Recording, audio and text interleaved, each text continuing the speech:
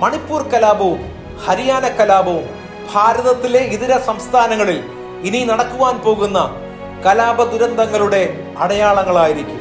ഭാരതത്തിന്റെ പൂർവ്വ ചരിത്രങ്ങളിൽ സംഭവിച്ചിരുന്ന സതി പോലുള്ള ദുരാചാര സമ്പ്രദായങ്ങൾ ഭാരതത്തിലെ ചില സംസ്ഥാനങ്ങളിൽ ആവർത്തിക്കപ്പെടാൻ പോകുകയാണ്. ജാതി മത വർഗവർണ്ണങ്ങളെ വേർതിരിച്ച് ഉടുക്കുവാൻ വസ്ത്രങ്ങൾ നിഷേധിക്കപ്പെടുന്ന പണ്ടത്തെ കാലം വരികയും അന്യാരാധനകളും മനുഷ്യക്കുരുതികളും ബലികളും ക്ഷാമങ്ങളും കലാപങ്ങളും രൂക്ഷമാകുകയും ചെയ്യും. കലാപം തുടരുന്ന ഉത്തരാഖണ്ഡിലെ ഹൽദ്വാനിയിൽ അടിയന്തര യോഗം വിളിച്ച മുഖ്യമന്ത്രി ഭൂമി കയ്യേറിയെന്ന് ആരോപിച്ച് ഒരു വിഭാഗത്തിന്റെ ആരാധനാലയവും മതപഠന സ്ഥാപനവും പൊളിച്ചതിന് പിന്നാലെയാണ് കലാപം തുടങ്ങിയത്.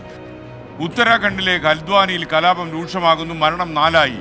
ഭൂമി കയ്യേറിയെന്ന് ആരോപിച്ച് ഒരു വിഭാഗത്തിന്റെ ആരാധനാലയവും മതപഠന സ്ഥാപനവുമാണ് പൊളിച്ചത്. അതിന് പിന്നാലെയാണ് കലാപം ഉണ്ടായത്. അക്രമികളെ കണ്ടാലുടൻ വെടിവെക്കാനാണ് പോലീസിന്റെ ഉത്തരവ്.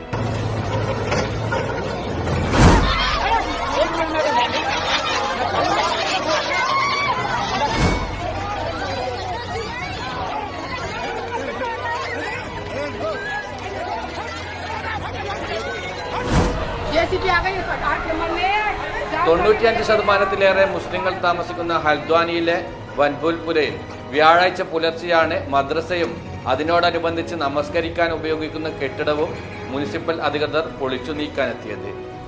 उस दौरान पुलिस की कई गाड़ियों को आग के हवाले कर दिया गया था. देखते ही देखते आग की लपटों ने वहां कोहराम मचा दिया. सिर्फ पुलिस की गाड़ियां ही नहीं बल्कि आरोप है कि उपद्रवियों ने कई दूसरी गाड़ियों में भी आग लगा दी थी.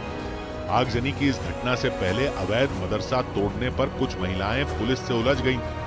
In India, at least 4 people dead in the violence in Uttarakhand's Haldwani, around 250 injured, including several police officers. Curfew imposed, schools and internet services shut, shoot-at-sight orders issued against rioters. Violence erupted after the demolition of an illegal Islamic school and mosque.